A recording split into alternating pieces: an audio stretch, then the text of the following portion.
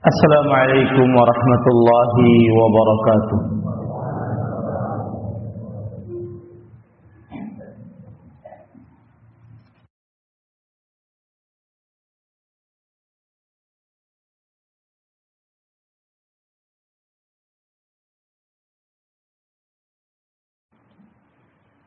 Innal hamdalillah nahmaduhu wa nasta'inuhu wa nastaghfiruh wa na'udzu billahi min shururi anfusina wa sayyiati a'malina man yahdihillahu fala mudilla lahu wa man yudlil fala hadiya lahu wa ashhadu an la ilaha illallah wahdahu la sharika lahu wa ashhadu anna Muhammadan 'abduhu wa rasuluh ya ayyuhalladzina amanu taqullaha حق تقاته ولا تموتن إلا وأنتم مسلمون يا أيها الناس اتقوا ربكم الذي خلقكم من نفس واحدة وخلق منها زوجها وبث منهما رجالا كثيرا ونساء واتقوا الله الذي تساءلون به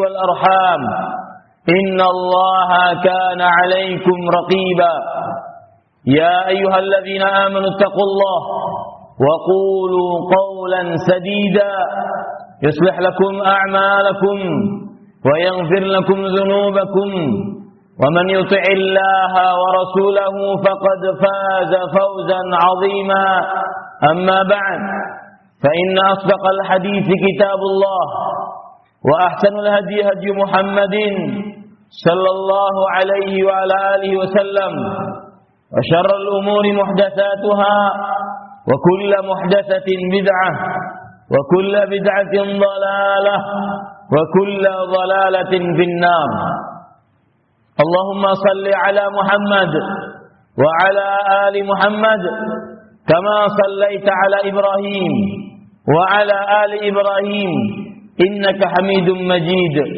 وبارك على محمد وعلى آل محمد كما باركت على إبراهيم وعلى آل إبراهيم إنك حميد مجيد أيها المسلمون أوصيكم ونفسي بتقوى الله فقد فاز المتقون. Wahai kaum muslimin, kami wasiatkan kepada diri kami dan juga kepada seluruh kaum muslimin agar bertakwa kepada Allah Subhanahu wa taala. Sungguh hanya orang-orang yang bertakwalah yang mendapatkan kebenangan di dunia dan di akhirat. Qala Allah taala fil Qur'anil Karim, "Man 'amila salihan min dzakarin aw untha wa huwa mu'minun falanuhyiyannahu hayatan thayyibah walanajziyannahum ajrahum bi ahsani ma kanu ya'malun." Barang siapa yang beramal saleh baik dari laki-laki ataupun perempuan dalam keadaan ia beriman, maka sungguh kami akan benar-benar memberikan kepadanya kehidupan yang baik dan akan benar-benar memberikan pahala yang lebih baik dari apa yang telah mereka perbuat. Ayyuhal muslimun, rahimanillah wa iyyakum, wahai kaum muslimin yang semoga selalu Allah Subhanahu wa taala merahmati kita semua. Seorang ulama besar yang bernama Syekh Muhammad At-Tamimi rahimahullah mempunyai sebuah buku berjudul Al-Qawaidul Arba', 4 prinsip penting hidup beragama bagi seorang muslim. Di dalam buku beliau tersebut, beliau menyebutkan sebuah perkara yang sangat penting. Bahkan perkara tersebut hampir dari seluruh yang hadir pada khutbah Jumat dan salat Jumat kali ini, bahkan seluruh manusia mencarinya. Perkara tersebut sangat penting. Seluruh manusia, baik muslimnya ataupun kafirnya, senantiasa mencari perkara tersebut. perkara tersebut yang dicari adalah kebahagiaan. Kebahagiaan yaitu perasaan hati yang tenang, perasaan hati yang tentram, perasaan hati yang tidak resah, tidak mudah gelisah, tidak mudah gundah dengan apapun yang dia hadapi ketika dia hidup di dunia. Dan perlu diketahui bersama, ternyata kebahagiaan yang semua kita mencarinya bukan terletak pada harta. Ternyata kebahagiaan yang semua kita mendambakannya bukan terletak pada rupa. Kebahagiaan yang semua kita ingin menggapainya bukan terletak pada jabatan, rumah megah, mobil mewah, harta bertumpuk, istri yang cantik, anak-anak yang indah dipandang mata. Ternyata bukan itu sumber kebahagiaan. Kebahagiaan yang dicari, beliau mengatakan, As'alullahal azim, Rabbal arsyil karim, an yaj'alaka mubarakan aynama kunta. Aku memohon kepada Allah Subhanahu wa ta'ala, Rabb yang mulia, yang memiliki arsy yang agung.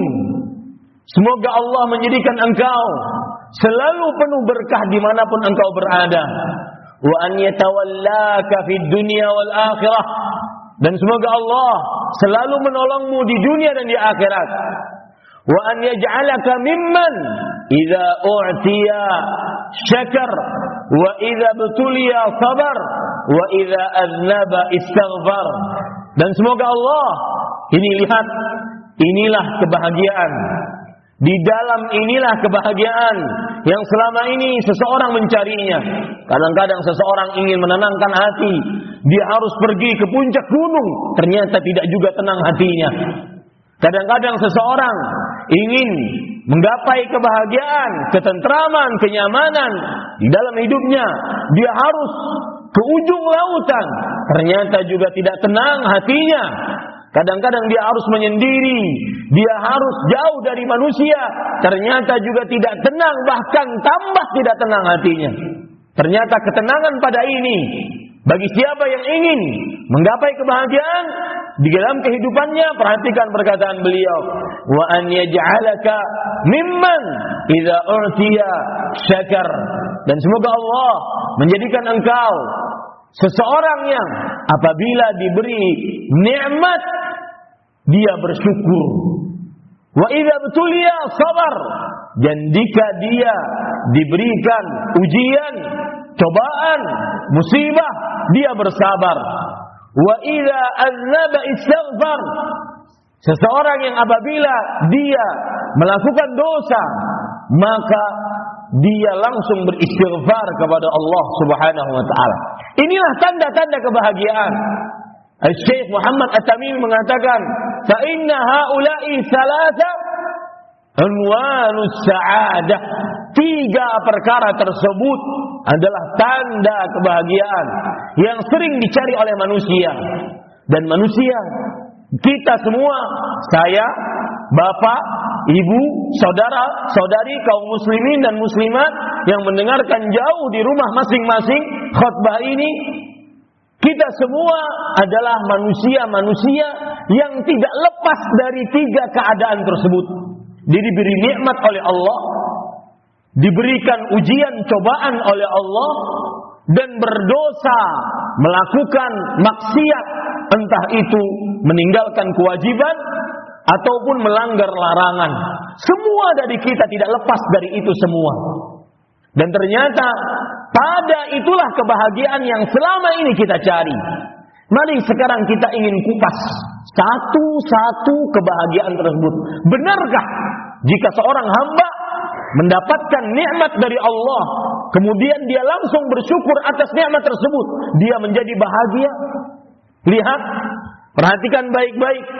Allah Subhanahu wa taala berfirman di dalam surat Ibrahim ayat 7.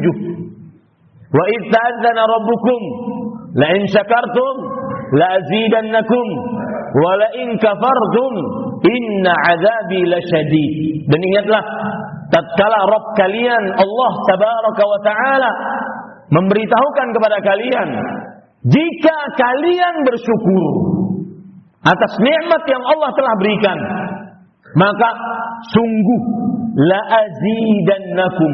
Di situ terdapat berbagai macam penekanan. Sungguh aku akan benar-benar tambahkan kepada kalian nikmat. Berarti kebahagiaan akan didapat tatkala orang bersyukur mendapat nikmat. Kenapa demikian? Berdasarkan surat Ibrahim ayat 7 tadi, bahwasanya orang yang bersyukur tatkala dia mendapat nikmat dia bahagia. Kenapa? Karena Allah akan menetapkan nikmat tersebut untuknya. Yang kedua, Allah akan menambahkan nikmat tersebut, bahkan penambahannya berkali-kali lipat. Apakah tidak bahagia dengan demikian? Dalil yang lain yang menunjukkan bahwasanya orang yang apabila mendapat nikmat kemudian dia bersyukur, dia pasti bahagia. Pasti, saya katakan, tidak ada keraguan di dalamnya, pasti bahagia. Allah Subhanahu wa taala berfirman di dalam surah An-Nisa ayat 147. Allah Subhanahu wa taala berfirman, "Ma yaf'alu Allah bi'adabikum in syakartum wa amantum wa kana Allahu syakiran 'alima." Allah tidak akan pernah memberikan siksa, memberikan musibah kepada kalian. Syaratnya apa? Jika kalian bersyukur, jika kalian beriman, dan Allah Maha pemberi syukur dan Maha mengetahui. Berdasarkan ayat ini, kita akhirnya meyakini dengan seyakin-yakinnya, seorang yang apabila mendapatkan nikmat dia bersyukur, dia mengakui nikmat tersebut datang dari Allah, dia mengucapkan dengan lisannya nikmat tersebut, alhamdulillah, maka orang seperti ini pasti bahagia. Kenapa? Pasti musibah jauh darinya. Berarti coba kita introspeksi diri kita. Penyakit kadang setiap bulan mendatangi keluarga kita. Musibah, ujian, cobaan kadang terus beruntun mendatangi keluarga kita. Jangan-jangan salah satu penyebabnya adalah seseorang kurang bersyukur atas nikmat Allah. Senantiasa tidak pernah puas dengan pemberian Allah. Senantiasa tidak pernah mengerjakan sabda Rasul sallallahu alaihi wasallam, riwayat Imam Tirmidzi, irba bima qasama Allah takun aghnan nas. Puaslah dengan apa yang Allah bagikan, maka niscaya kamu pasti menjadi manusia yang paling kaya. Itu yang pertama. Ayyuhal muslimun rahimanillah wa iyyakum. Wahai kaum muslimin, semoga kita selalu dirahmati oleh Allah Subhanahu wa taala. Yang kedua, keadaan yang tidak mungkin lepas dari kita, yaitu pasti kita mendapatkannya, musibah, ujian, cobaan, dan Allah telah menyebutkan itu. La tublawunna fi anfusikum wa amwalikum. Sungguh kalian akan benar-benar diuji, dicoba dalam diri kalian, pada harta kalian. Di dalam surat Al-Baqarah ayat 155, Allah Subhanahu wa taala juga menegaskan akan hal ini. وَلَنَبْلُوَنَّكُمْ بِشَيْءٍ مِنَ الْخَوْفِ وَالْجُوعِ وَنَقْصٍ مِنَ الْأَمْوَالِ وَالْأَنْفُسِ وَالثَّمَرَاتِ. Sungguh kami akan benar-benar menguji kalian dengan sedikit dari rasa takut, rasa lapar, kekurangan harta, orang-orang diwafatkan, kekurangan makanan. Ini semua adalah sebuah keniscayaan yang pasti didapati oleh seorang muslim. Bahkan semakin kuat iman seseorang, semakin besar ujiannya di sisi Allah Subhanahu wa taala. Bahkan itu adalah tanda cinta Allah terhadap hamba tersebut. Rasulullah sallallahu alaihi wasallam bersabda, "Yubtalar rajulu ala hasabi dinih." Seseorang akan diuji sesuai dengan kadar agamanya. Kalau agamanya tebal, ujiannya semakin berat. Kalau agamanya tipis, ujiannya ringan. Maka kita harus hati-hati. Yang hidupnya nyaman, tidak pernah dapat ujian, tidak pernah sakit, tidak pernah kekurangan, semuanya ada. Dia mau makan apa saja, minum apa saja dia bisa, kemana saja dia ingin dia bisa. Maka hati-hati, jangan-jangan itu penguluran waktu dari Allah Tabaraka wa Ta'ala untuk dia mati di atas su'ul khatimah. Perhatikan hadis berikut riwayat Imam Ahmad. Rasul sallallahu alaihi wasallam bersabda, "Idza ra'aita Allah yu'til 'abda 'ala ma yuhibbu wa huwa muqimun 'ala ma'asihi min ad-dunya, fa'lam annahu istidraj." Jika engkau melihat Allah Tabaraka wa Ta'ala memberikan kenikmatan-kenikmatan dunia apapun yang dia inginkan, padahal dia sedang maksiat, tidak sholat malah tambah rezeki, tidak sholat malah tambah bonus, tidak puasa Ramadan malah tambah mendapatkan promosi dan semisalnya. Hati-hati, kata Rasulullah SAW, ketahuilah itu adalah istidraj. Sampai Rasulullah SAW membaca sebuah ayat, hatta idza farihu bima utu akhadnahum baghtah fa idza hum mublisun. Sampai ketika mereka senang dengan nikmat plus maksiat, nikmat ditambal dengan maksiat, nikmat ditambal dengan maksiat. Saat itu Allah cabut nyawanya tiba-tiba. Saat mendapat nikmat dicampur dengan maksiat, akhirnya dia mendapatkan su'ul khatimah. Intinya, ayyuhal muslimun, semua kita akan diuji. Bahkan semakin tebal iman kita, semakin besar ujiannya. Lalu timbul pertanyaan, wahai khatib, bukankah Anda tadi mengatakan orang yang ketika diuji, dicoba oleh Allah, kemudian dia sabar, dia pasti bahagia? Mana dalilnya? Mana buktinya? Maka Allah Subhanahu wa Ta'ala berfirman di dalam Al-Quran, di dalam surat Al-Anfal ayat 46, wasbiru innallaha ma'as sabirin. Bersabarlah, sesungguhnya Allah bersama orang-orang yang sabar. Ayyuhal muslimun, apa maksud Allah bersama? Ini sifat ma'iyatullah, kebersamaan Allah. Para ulama mengatakan ini sifat kebersamaan khusus Allah, hanya diberikan oleh Allah kepada orang-orang yang sabar. Maksudnya Allah akan memberi petunjuk kepada dia. Yang kedua, Allah akan memberikan pertolongan kepada dia. Yang ketiga, Allah akan menguatkan dia. Tidaklah anggota tubuhnya dari ujung rambut sampai ujung kaki kecuali akan diberikan petunjuk oleh Allah untuk jauh dari maksiat kepada Allah. Apakah tidak bahagia dengan mendapat seperti ini? Yang kedua, kebahagiaan akan didapat apabila seseorang jika diuji, dicoba, dia bersabar. Allah berfirman dalam surat Al-Baqarah ayat 155 sampai 157.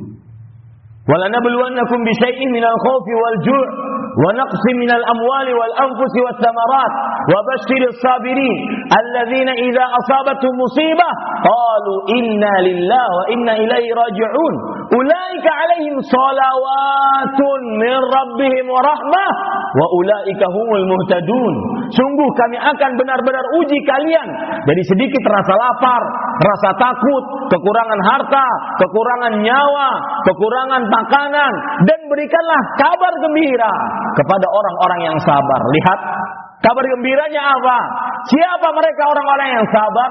Yang apabila mendapatkan ujian, cobaan, mereka mengucapkan innalillah wa inna ilaihi raji'un. Kemudian Allah mengatakan, merekalah orang-orang yang mendapatkan kabar gembira. Apa kabar gembiranya? Salawatun min rabbihim. Pujian-pujian di hadapan malaikat, di hadapan oleh Allah Subhanahu wa Ta'ala. Orang yang bersabar tatkala mendapat musibah, dipuji Allah di hadapan para malaikatnya. Yang kedua, warahmah, kasih sayang Allah akan bertambah kepada orang yang sabar tatkala dia mendapat ujian dan cobaan. Yang ketiga, dan orang-orang yang bersabar akan mendapatkan petunjuk dari Allah di dunia dan di akhirat. Tidaklah dia berucap kecuali yang diridhoi oleh Allah. tidaklah dia berkata kecuali yang diridhoi oleh Allah, memandang, menggunakan tangan, menggunakan kaki, semuanya atas petunjuk Allah. Alangkah bahagianya orang seperti ini. Terkadang kita tidak mau mendengarkan sebuah hal yang diharamkan, tidak mau melihat kepada hal yang diharamkan, tetapi diperlihatkan kepada kita. Orang yang bersabar tatkala mendapat ujian, dia akan mendapat petunjuk.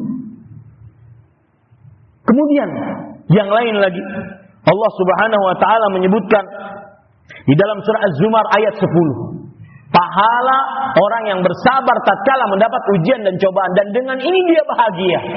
Allah Subhanahu wa taala berfirman, "Innama yuwaffas sabiruna ajrahum bighairi hisab."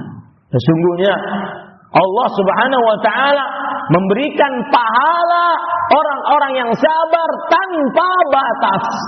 Al-Qasim bin Muhammad rahimahullah, seorang ulama terdahulu mengatakan, kullu amalin yu'rafu thawabu illa sabr.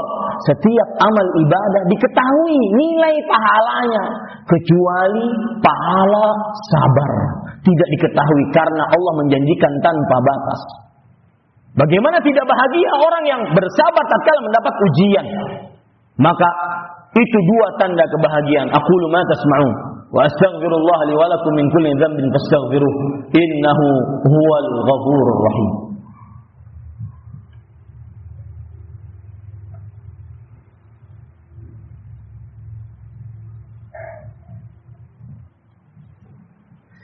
Alhamdulillahi rabbil alamin wa bihi nasta'inu ala umuri dunya waddin. والصلاة والسلام على أشرف الأنبياء والمرسلين سيدنا وحبيبنا ومولانا محمد وعلى آله وصحبه أجمعين. أيها المسلمون، اللهم صل على محمد وعلى آل محمد كما صليت على إبراهيم وعلى آل إبراهيم إنك حميد مجيد. أوصيكم ونفسي بتقوى الله فإن تقواه سبيل النجاة في الدنيا والآخرة. قال الله تعالى في القرآن الكريم لولا تستغفرون الله لعلكم ترحمون. أيها المسلمون، kiat yang ketiga, kebahagiaan akan digapai tatkala kapan? Tatkala ketika berdosa dia istighfar.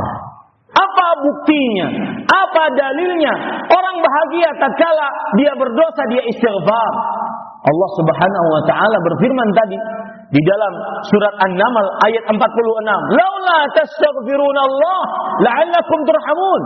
Kalau seandainya kalian tidak beristighfar kepada Allah, maka kalau seandainya kalian beristighfar kepada Allah, niscaya Allah akan memberikan rahmat kepada kalian. Satu, bagaimana tidak bahagia orang yang beristighfar mendapatkan rahmat dari Allah. Yang kedua, Allah Subhanahu wa taala berfirman di dalam surat Nuh ayat 10 sampai 16.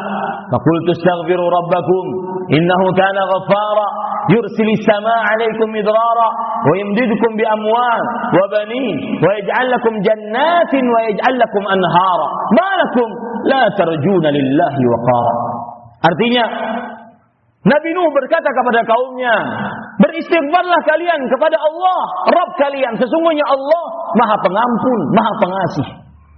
Kalau kalian beristighfar, maka akan turun kepada kalian nikmat-nikmat hujan. Kemudian Allah menguatkan kalian dengan harta, dengan anak, menyuburkan tanaman kalian, mengalirkan sungai-sungai kalian. Lihat faidah istighfar. Bagaimana tidak bahagia? Karena akan diberikan oleh Allah keperluan-keperluan hidupnya di dunia. Kemudian satu lagi, wahai kaum muslimin, ada perkataan yang sangat menarik yang dikatakan oleh Imam Ibnul Qayyim rahimahullah di dalam kitab beliau Al-Wabilus Sayyid tentang istighfar. Kadang satu dosa berbuah surga. Kadang satu dosa berbuah surga. Kok bisa? Perhatikan. Beliau mengatakan, "Idza arada Allah bi'abdihi khairan futiha lahu min abwabit taubah."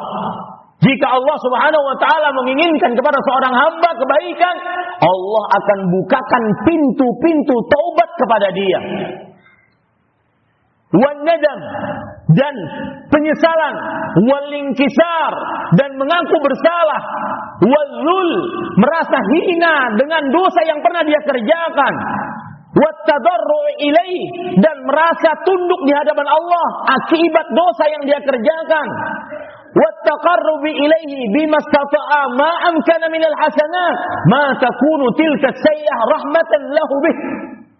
Kemudian akibat satu dosa tadi akhirnya dia berusaha terus memperbaiki diri, berusaha untuk beramal saleh semampu dia, sehingga satu dosa tadi ternyata bukan menjadi siksa baginya, malah menjadi rahmat baginya. Hatta yaqula aduwwah, sampai iblis mengatakan, laitani taraktuhu wa lam uqi'hu, celaka aku, kenapa dulu aku goda dia, coba aku biarkan dia. Senantiasa dia tidak semaksimal ini ibadahnya, senantiasa dia tidak segiat ini ibadahnya sekarang, coba aku biarkan dulu. Setelah dia tahu itu dosa, dia bertobat sebenar-benarnya tobat. Makanya kemudian Imam Al-Qayyim mengatakan, wa hadza ma'na qauli ba'dhi salaf, dan inilah makna perkataan sebagian ulama terdahulu, innar rajula la ya'malu dzamba fayadkhulu bihil jannah wa ya'malul hasanat fayadkhulu bihan nar. Sesungguhnya ada kadang-kadang seseorang yang melakukan dosa, tetapi satu dosa tersebut ternyata menghantarkannya ke dalam surga. Sebaliknya, ada yang melakukan amal-amal soleh, ternyata amal-amal solehnya tersebut menghantarkan dia ke dalam neraka. Kok bisa? Murid-muridnya bertanya, "Kaif? Bagaimana bisa terjadi satu dosa berbuah surga, satu dosa berujung surga?" Maka Imam Al-Qayyim mengatakan, "Fala yazalu rajul, inna ar-rajula la ya'malu dzamba, fala yazalu nusba 'ainaihi mushfiqan, wajilan, nadiman, baqiyan, nakisur ra'si baina yadayhi." Ketika dia melakukan satu dosa tersebut, masih saja semua pikirannya terpusat kepada dosa tersebut. Dia masih menyesal, dia selalu menangis atas dosanya, dia selalu menunduk di hadapan Allah malu melakukan dosa tersebut. Dia senantiasa menyesal atas dosa-dosa yang dia lakukan. Fayakuna anfa'alahu hadza dzambu min ta'atin katsirah. Ternyata dosa tersebut lebih bermanfaat untuknya dibandingkan ketaatan-ketaatan yang banyak. Itulah satu dosa berbuah surga.